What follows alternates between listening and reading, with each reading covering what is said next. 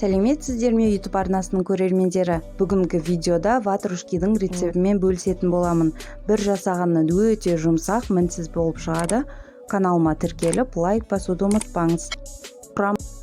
Құрамына 750 грамм ұн, 450 грамм сүт, 100 грамм ерітілген сары май, 1 жұмыртқа, 100 грамм шекер, біраз қасық ашытқы қажет болады. Жылы сүттің үстіне барлық қоспаны саламыз. Сүтіміз міндетті түрде жылы болуы тиіс.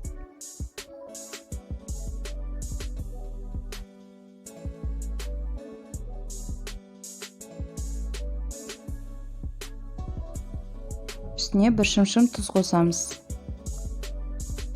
Енді жақсылап араластырып аламыз.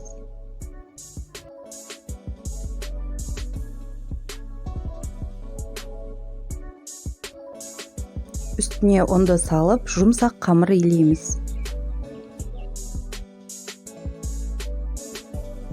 Дайын болған қамырымыздың бетін жауып, жылы жерге 1 сағатқа қоямыз. Посыпка дайындап аламыз. 15 грамм сары май, 1,5 ас қасық шекер, 3 ас қасық ұн қажет болады. Барлығын салып, ұнтақтап араластырып аламыз.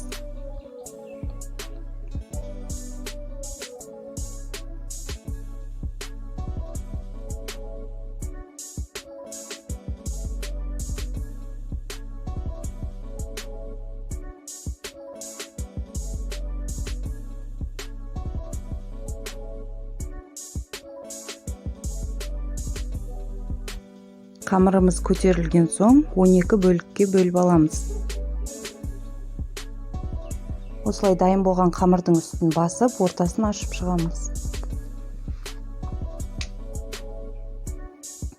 Енді соның үстіне начинка саламыз. Өз қалауыңыз бойынша джем немесе вареный сгущенка салуларыңызға болады. Бетін 10 минутқа пищевой пленкамен жауып қоямыз. Енді үстіне жұмыртқаның сарысын жағамыз. Дайын болған посыпканы сеуіп, 180 градуста духовкада пісіріп аламыз.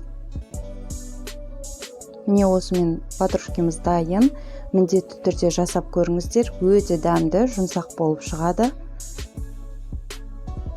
Барлықтарыңызға ас болсын.